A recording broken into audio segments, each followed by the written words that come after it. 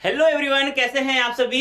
उम्मीद करता हूं सभी स्वस्थ होंगे, ठीक होंगे। आपकी पढ़ाई भी जोरों शोरों से चल रही होगी। प्यारे बच्चों, इस सेशन में हम लोग पत्र लेखन और अनुच्छेद लेखन के बारे में पढ़ेंगे। जो हमारे अनुच्छेद लेखन होगा 6 मार्क्स का, पत्र लेखन होगा 5 मार्क्स का, यानी कि टोटल 11 मार्क्स के, अर्थात 11 नंबरों की चीजें हम लोग पढ़ेंगे। ज्यादा समय नहीं लूंगा, कुछ ही समय में हम दोनों टॉपिकों को बिल्कुल क्लियरली आसानी से समझ सकते हैं। और किसी भी प्रकार का कोई पत्र लिखवाए आपसे तो आप आसानी से लिख सकते हैं। और अनुच्छेद की हम बात करें, अनुच्छेद तो आप लोग कोई भी टॉपिक दे देना, XYZ, आप उस पर भी आसानी से लिख सकेंगे। लेकिन प्यारे बच्चों, मैं आप लोगों को एक चीज बता दूं, अनुच्छेद जिसे हम लोग कहते हैं, ज्यादा ध्यान मत देना, एक पैराग्राफ ही होता है बस। जैसे कि वाक्यों का समूह पैराग्राफ कहलाता है ना, बस हमें कुछ ज्यादा नहीं करना है। हमें एक लाइन में यदि 10 शब्द आ रहे हैं तो 15 लाइनों में हमें लिखना है बस। और 15 लाइनों में तो आप लोग आराम से इजी वे में लिख सकते हैं।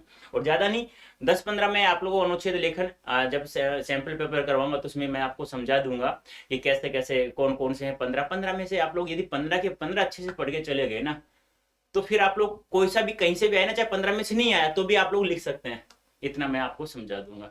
तो चलो करते हैं शुरुआत हमारी। सबसे पहले हम लोग देखते हैं पत्र लेखन। तो प्यारे बच्चों ध्यान रखना, पत्र लेखन जो होता है दो प्रकार का होता है। एक होता है औपचारिक, एक होता है अनौपचारिक। अब औपचारिक पत्र लेखन क्या होता है, अनौपचारिक क्या होता है, तो ध्यान रखना। औपचारिक पत्र लेखन या औपचारिक पत्र उसे कहा जाता है जो एक सरकारी कार्यालय से दूसरे सरकारी कार्यालय या किसी एक संस्था से किसी दूसरी संस्था को लिखे जाने वाले जो पत्र होते हैं उन्हें कहा जाता है औपचारिक। यानी कि वही बात हो गई कि जिसमें हमारा कहते हैं ना कि संबंध नहीं होता, जिनसे हम एक दूसरे को नहीं जानते हैं बिल्कुल भी, उनके बारे में हम लोग ये सब लिख सकते हैं। जिसमें हम लोग क्या ये कहा जाता है ना कि अन्य पुरुष शैली में लिखे जाते हैं सारे के सारे। क्योंकि अब एक दूसरे सगे संबंधी दुख सुख की बातें हम लोग कर नहीं सकते, तो अन्य पुरुष में लिखा जाएगा, सीधी सी बात है। दूसरी मैं बात करूं अनौपचारिक की, तो अनौपचारिक वो होते हैं पत्र जिसमें हम लोग दुख सुख की बातें, और भी क्या कर रहा है, कैसा है तू, ठीक है ना, और पिताजी ठीक है, माताजी ठीक है, यार क्या करो यार, माताजी बीमार रहते हैं, वो सही नहीं रहती हैं, उनको दिखाते दिखाते मैं काफी दिन हो गए, लेकिन फिर भी उनको कुछ रिलीफ नहीं मिल पा रहा है, यार क्या करूँ, कुछ बताना कहाँ दिखाऊं, इस प्रकार से। या कुछ दो लड़के होते हैं, मान लो MA PG करके, वो कहते हैं यार जो भी नहीं है यार, अब क्या करें यार, कहाँ जाएं, क्या करें, मतलब कुछ समझ में नहीं आ रहा। शादी भी हो चुकी है, बच्चा भी हो चुका है, अब क्या करूं यार, शादी क्या करूं, कुछ समझ में नहीं आ रहा। ये सब बातें कहाँ होती हैं, हमारी अनौपचारिक में होती हैं। ठीक है, तो ध्यान रखना। पहले सबसे पहले हम लोग पत्र लेखन का प्रारूप समझते हैं कि पत्र लेखन होता क्या है। क्यों? क्योंकि यदि हम लोग ये बात समझ लेंगे ना अच्छे से एक बार, तो हमें किसी भी प्रकार का पत्र औपचारिक अनौपचारिक लिखेंगे ना, तो कम से कम हमें इतना ध्यान रहेगा कि हाँ, पत्र लेखन इस प्रकार का होता है। यानी राइट साइड से हम लोग कुछ भी नहीं लिखेंगे, सब कुछ राइट लेफ्ट साइड से यानी बाएं साइड से हम लोग लिखेंगे। ठीक है, चलो एक बार आप लोग देख लीजिएगा, एक पत्र लेखन का प्रारूप है केवल। यानी कि मैं एक बार आपको समझा भी दूंगा अच्छे से। देखो यहाँ होता है ना, यहाँ जैसे जैसे आप लोगों ने आपने एक एक तो लिखा होगा सेवा में छुट्टी लेने के लिए लिखा होगा ना, एक पत्र लिखा होगा, आवेदन पत्र लिखा होगा, प्रार्थना पत्र जिसे हम लोग कहते हैं। सेवा में श्रीमान प्रधानाचार्य महोदय जी, आप लिखते हैं। किसको लिख रहे हैं? प्रधानाचार्य को। किसको लिख रहे हैं? प्रधानाचार्य। तो दो शब्द होते हैं, एक होता है प्रेक्षक, एक होता है प्रेषिती। यानी हम लोग इसे प्रेषक भी कह देते हैं काफी बार। तो प्रेषक और प्रेषिती क्या होता है वो तो समझो ध्यान से। प्रेक्षक होता है जो संदेश, जो पत्र लिखता है, यानी जो लिखता है। जैसे कि मान लो मैं, आप मुझे लिख रहे हो, तो सॉरी, हाँ सही है, प्रेक्षक लिखता है, यानी कि आप क्या होगे, प्रेक्षक होगे। आप मुझे लिख रहे हो, जिसे पत्र प्राप्त होता है, जिसे कहते हैं प्राप्त करता, यानी कि रिसीवर जिसे कहते हैं हम लोग। तो ये ध्यान आपको हमेशा रखना है। तो सबसे पहले हमें बाएं साइड से यहां पे हमें क्या लिखना है, क्या लिखना है, प्रेषिती का पता लिखना है। किसका पता लिखना है? प्रेषिती का पता लिखना है। ये आपको ध्यान में रखना है। क्या लिखना है यहाँ पे? प्रेषिती का पता। उसके बाद आप लोग क्या लिखते हो नीचे, सेवा में श्रीमान प्रधानाचार्य महोदय राजकीय उच्च माध्यमिक विद्यालय फलाना फलाना जगह लिख दोगे। यहां आप लोग लिखते क्या हो, विषय। यानी कि आप लोगों ने जो प्रार्थना पत्र लिखा है उसका विषय क्या है भाई, समझना ध्यान से। एक इजी वे में समझा रहा हूं, आप लोग कोई सा भी लिखना, फिर XYZ, चाहे औपचारिक चाहे अनौपचारिक, हमें कोई दिक्कत नहीं आएगी उसमें। ठीक है, विषय। फिर यहां आप लोग क्या लिखते हो, अभिवादन करते हो आप लोग, संबोधन जिसे कहते हैं ना, क्या कहते हो, यहाँ पे लिखते हो महोदय, अभिवादन पक्ष यानी संबोधन पक्ष जिसे कहते हैं हम लोग, यानी कहते हो ना महोदय जी, विषय अंतर्गत नम्र निवेदन है कि मेरे भाई की शादी है तो मुझे 2 या 3 दिन का अवकाश चाहिए, चाहे अपने भाई की हो चाहे किसी और की भी हो, तो कोई दिक्कत नहीं है। यहाँ आप लोग मुख्य भाग लिखेंगे, यहाँ आप लोग क्या लिखेंगे, मुख्य भाग लिखेंगे, ठीक है, ये आपको ध्यान में रखना है यहाँ पे। यानी कि क्यों ले रहे हैं आप लोग छुट्टी, मुख्य भाग, मुख्य विषय वस्तु जिसे कहते हैं, मुख्य विषय वस्तु। अंत में यहां हम लोग लिखते हैं, वो क्या लिखते हैं, धन्यवाद। और यहां जो लिखा जाता है वो लिखा जाता है किसका, प्रेक्षक का पता जो लिखता है, प्रेक्षक का नाम, एड्रेस, पता में सब आ जाता है। ये होता है एक, कोई भी हो, चाहे तो औपचारिक हो चाहे अनौपचारिक हो, ये होता है एक पत्र लेखन का प्रारूप, कैसे हम लोग लिखेंगे। तो समझ में आया, सबसे पहले प्रेषित का पता होता है, फिर विषय होता है, सब्जेक्ट होता है, फिर अभिवादन या संबोधन पक्ष होता है, फिर मुख्य विषय वस्तु होती है, उसके बाद धन्यवाद लिखते हैं, फिर हम लोग लिखते हैं प्रेक्षक का पता। ध्यान रखना, प्रेक्षक होता है लिखने वाला प्यारे बच्चों, और प्रेषित कहा जाता है जिसको प्राप्त हो रहा है, जिसको आप लिख रहे हैं, वो होता है हमारा रिसीवर। ठीक है, अब देखते हैं आगे। अभी अभी मैंने बताया, क्या बताया कि पत्र 2 प्रकार का होता है, एक होता है औपचारिक होता है, एक अनौपचारिक। आपसे पूछा जा सकता है एमसीक्यूज में, कैसे कि पत्र कितने प्रकार के होते हैं, 2 3 4 5, तो 2 औपचारिक अनौपचारिक। आपसे पूछा जा सकता है निम्नलिखित में से औपचारिक पत्र कौन सा है, वो भी आपको ध्यान में रखना है। तो औपचारिक क्या होता है, विभिन्न सरकारी अर्ध सरकारी कार्यालयों संस्थानों आदि को लिखे जाने वाले पत्र औपचारिक पत्र के अंतर्गत आते हैं। ऐसे पत्रों के साथ हमारा कोई व्यक्तिगत संबंध नहीं होता है। जब व्यक्तिगत संबंध नहीं होगा प्यारे बच्चों, तो आप लोगों को पता है ना, दुख सुख की बातें हम लोग बिल्कुल भी नहीं कर सकते हैं। अनौपचारिक ये वे पत्र होते हैं जिनके साथ हमारा व्यक्तिगत संबंध होता है। पत्र सगे संबंधियों परिचितों आदि को लिखे जाते हैं। इन पत्रों से हमारी आत्मीयता जुड़ी रहती है, आत्मीयता जुड़ी रहती है, तो हम वहां दुख सुख की बातें आसानी से इजी वे में कर सकते हैं प्यारे बच्चों। ठीक है, ये आपको ध्यान में रखना है। वही बात है, एक औपचारिक शिक्षा होती है, एक अनौपचारिक। औपचारिक शिक्षा क्या होती है, विद्यालय द्वारा यानी कि स्कूल द्वारा जो प्राप्त होती है वो शिक्षा। अनौपचारिक क्या होती है, घर पर, समाज में, परिवार द्वारा जो भी शिक्षा प्राप्त होती है उसे क्या कहा जाता है, अनौपचारिक शिक्षा। तो वही बात है यहाँ पे, सरकारी से हमारा कोई व्यक्तिगत संबंध नहीं होता, स्कूल से हमारा कोई व्यक्तिगत संबंध नहीं, बाद में तो होता है भाई, कोई दोस्त बन गया, व्यक्तिगत संबंध हो गया, दोस्त बन गया, या किसी कोई किसी कोई अच्छी लड़की लगी, बाद में हम लोग अच्छे से पढ़ाई करें, फिर शादी कर ली, फिर बाद में संबंध बनता है वो तो। ठीक है, लेकिन हमें ये ध्यान रखना, आपसे पूछा भी जा सकता है औपचारिक शिक्षा अनौपचारिक शिक्षा क्या होती है। तो औपचारिक शिक्षा वह शिक्षा होती है जो विद्यालय द्वारा प्राप्त करते हैं हम लोग। अनौपचारिक शिक्षा वह शिक्षा होती है जो घर परिवार समाज द्वारा जो शिक्षा प्राप्त होती है, वो बात आपको ध्यान में रखना है। अब हमें ध्यान रखना है कि किसी पत्र को लिखते समय हमें कौन कौन सी बातों का ध्यान में रखना है। तो भाषा कैसी होनी चाहिए, बिल्कुल सरल सहज एवं स्पष्ट लिखी हुई होनी चाहिए, घिसपिस नहीं होना चाहिए, सरल सरल शब्दों का प्रयोग होना चाहिए, कठिन शब्दों का प्रयोग हमें बिल्कुल नहीं करना चाहिए, बिल्कुल इजी भाषा में हमें लिखना चाहिए। संक्षिप्त रूप में, ऐसे नहीं कि पूरा का पूरा उपन्यास की तरह लिख दो, पूरी कहानी लिख दो, नहीं, मुख्य मुख्य बातें आपको वहां लिखनी है।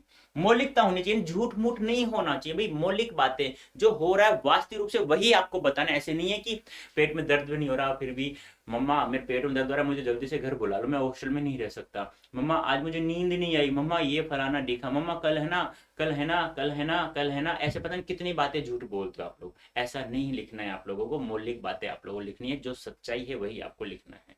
ठीक है, अब आपसे पूछा जाएगी निम्नलिखित में से कौन सा औपचारिक पत्र है, कौन सा औपचारिक पत्र नहीं है। तो ध्यान रखना, औपचारिक में कौन कौन, जैसे आवेदन पत्र हो गया, जैसे नौकरी प्राप्त करने के लिए जाते हैं तो आवेदन पत्र लिखते हैं ना, प्रार्थना पत्र हो गया छुट्टी के लिए, कोई कार्यालय पत्र, कोई व्यवसायिक पत्र हो गया, व्यवसायिक जानते हो, व्यवसाय यानी कि जो हम कारोबार करते हैं उसे व्यवसायिक व्यापार जिसे कहते हैं।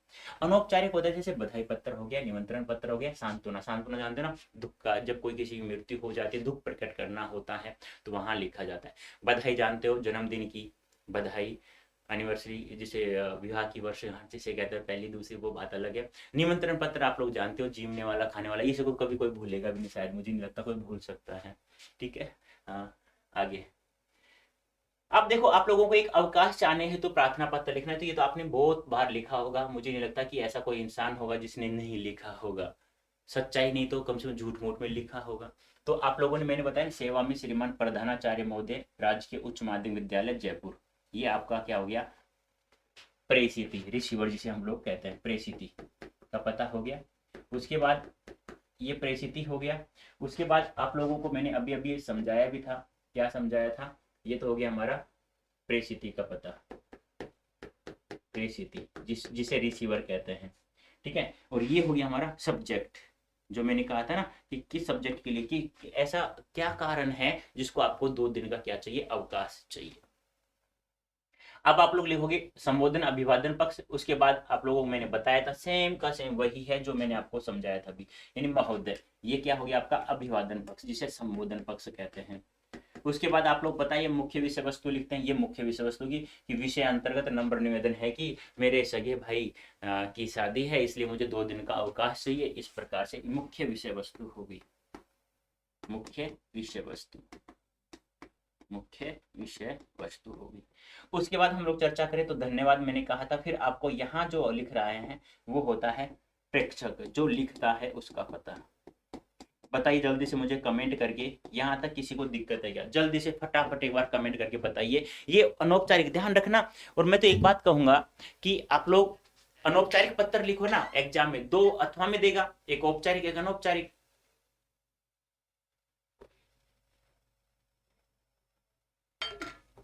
तो आप डरना नहीं है, आप मेरे कहने से एक बार लिख देने से, ठीक है। हाँ चलो, आ गया होगा समझ में, ये आ गया इधर से, ठीक है। उसके बाद हमने ये समझा, आ गया होगा। आगे चलते हम लोग।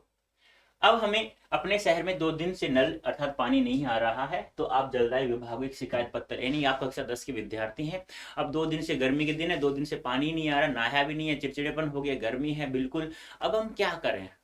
तो उसके लिए आपको जलदाय विभाग को एक शिकायती पत्र लिखना है। तो सबसे पहले क्या आएगा आपको पता ही है, क्या आएगा, रिसीवर यानी प्रेषिती का पता, यानी ये यहाँ आप लोगों को यदि एड्रेस देता है प्रेषक प्रेषिती का तो वो लिख दें, नहीं दिया हुआ तो डायरेक्ट लिखो सेवा में श्रीमान जल अभियंता जल विभाग जयपुर। विषय क्या है, नल अर्थात पानी नहीं आ रहा है, आने के बाबत, यानी कि नल अर्थात पानी नहीं आने के बाबत। कोई दिक्कत है यहाँ तक नहीं होगी। आगे चलते हैं हम लोग, चले आगे। हाँ, आगे है विषय महोदय, विषय अंतर्गत नंबर निवेदन है कि आप लोग लिख सकते हैं। फिर यहाँ पे बहुदीय होता है, वही होता है जो जैसे हम लोग लिखते थे ना, जो प्रेक्षक का पता होता है वो वही होता है ये सब, ठीक है। ये धन्यवाद आ गया, यहाँ मुख्य विषय वस्तु आ गई और ये अभिवादन पक्ष आ गया, ठीक है। हाँ, लेकिन आप यहाँ जो मुख्य विषय वस्तु में लिखते हैं ये अच्छे से थोड़ा ध्यान से, मैं बहुत सारे आपको एग्जाम्पल समझाऊंगा, बहुत सारे एग्जाम, कम से कम 15 20 20 25 25 आपको मैं करवाऊंगा। लेकिन ये तो एक बार समझाने का एक जरिया था कि आपको समझ में आ जाए, कम से कम थोड़ा प्रैक्टिस आप लोग घर पर बैठकर कर लें। अब आप विदेश में पढ़ाई कर रहे हैं तो आप अपने पिता को अपने सकुशलता के लिए पत्र लिखिए। ये आ गया आप लोगों किसका, अनौपचारिक, अनौपचारिक, ठीक है। कोई दिक्कत नहीं होनी चाहिए, शायद उम्मीद करता हूं ऐसे। तो सबसे पहले आप लोग लिखेंगे क्या, प्रेषक, क्यों, फिर आप लिखेंगे प्रेषित। ये थोड़ा ध्यान से रखना, यहाँ पे पहले तो आप लोग प्रेक्षक का पता, फिर आप लोग प्रेषिती का पता। यानी कहने का तात्पर्य क्या है, सबसे पहले हम लोग अनौपचारिक में प्रेषक जो लिखता है ना, प्रेक्षक जिसे प्रेषक या प्रेक्षक जिसे जो लिख रहा है उसका पता लिखते हैं कि कहाँ से लिख रहा है। फिर हम लोग लिखेंगे रिसीवर का जो प्रेषिती होता है, वहां मैंने लिख भी दिया है, देखो यहाँ पे प्रेषिती का पता और प्रेषक का पता, थोड़ा ये ध्यान रखो। अंत में भी हम लोग प्रेषक का पता लिखेंगे, ये भी आपको ध्यान में रखना है। थोड़ा सा ये डिफरेंस है अनौपचारिक में, ये थोड़ा सा ध्यान में आपको रखना है। या यहाँ देगा वो पहले ही कि आप राजेश हैं फलाना फलाने जगह से, आप अपने पिता फलाना फलाना पिता को आप लोग एक पत्र लिखो। पिता ये क्या होता है, फलाना फलाना नहीं होता था, ठीक है बेटा, ये ध्यान रखना है। आगे हम लोग बात करें आदरणीय पिताजी, ठीक है। अब यहाँ भी देखो प्रेक्षक का आया है ना, मैंने कहा था ना अंत में भी लिखेंगे शुरू में भी लिखेंगे।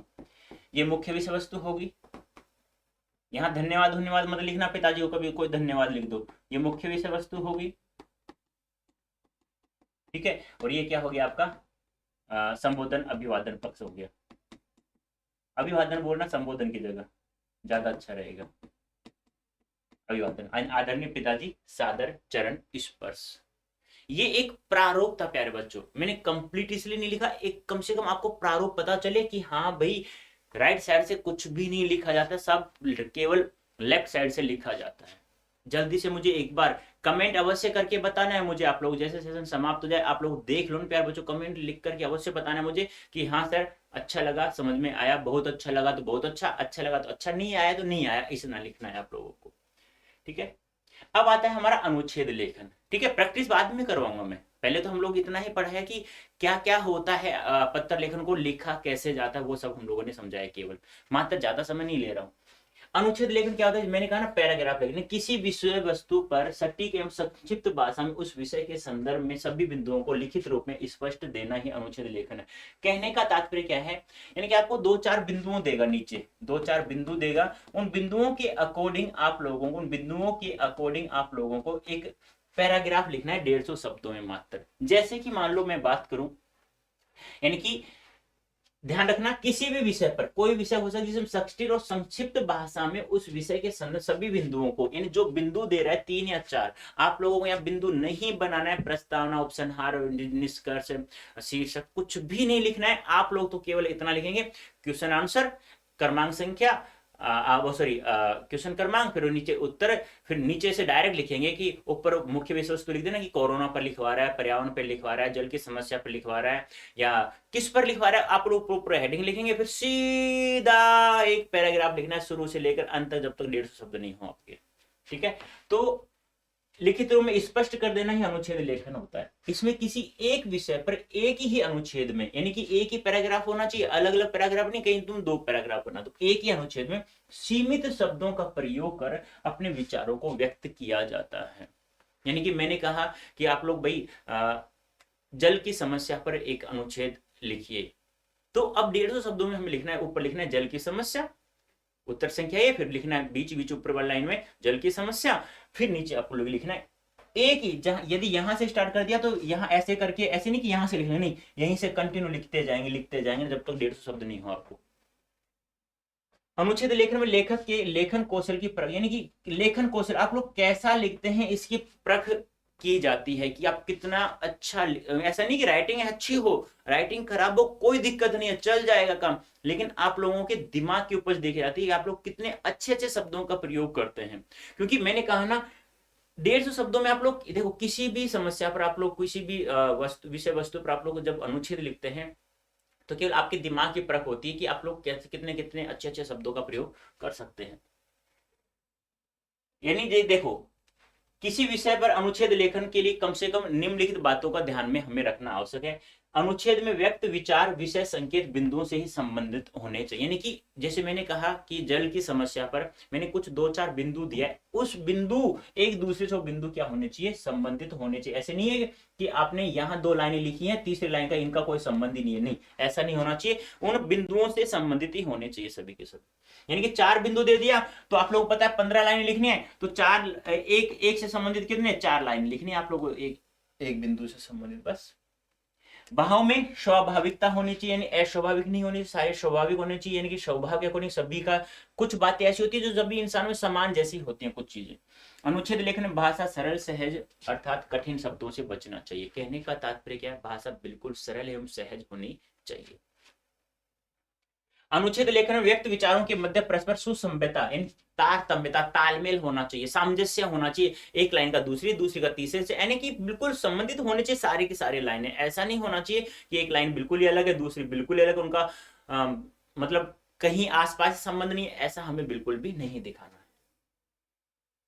अनुच्छेद लेखन में आदि मध्य प्रारंभ अंत, यानी आप कोई भी, यानी कहते हैं ना कि कोई भी लेखन लिखेंगे ना आप किसी प्रकार का, तो उसमें एक प्रारंभ भी होता है, एक अंत भी होता है और एक मध्य भी होता है। आदि यानी क्या होता है, प्रारंभ होता है, यानी कि आप लोग प्रारंभ कैसे करते हैं, मध्य में आपने क्या लिखा, अंत आप लोग उसका कैसा कर रहे हैं। यानी प्रारंभ बहुत अच्छा होना चाहिए, कुछ महत्वपूर्ण बातें होनी चाहिए प्रारंभ में, फिर कम महत्वपूर्ण मध्य भाग में होनी चाहिए, और अंत में फिर थोड़ा सा अच्छा लिखने की कोशिश करें, उसको समाप्ति पर अच्छा करें, कि क्योंकि टीचर जो होता है ना, ऊपर की 2 लाइनें नीचे की 2 लाइनें देखता है, बीच में यदि आप लोगों ने कोई गलती भी कर दी ना तो कोई दिक्कत नहीं, अशुद्धि मीनिंग अशुद्धि कर दिया, वैसे कुछ कर दिया तो वो बिल्कुल भी ध्यान नहीं देते हैं काफी टीचर्स।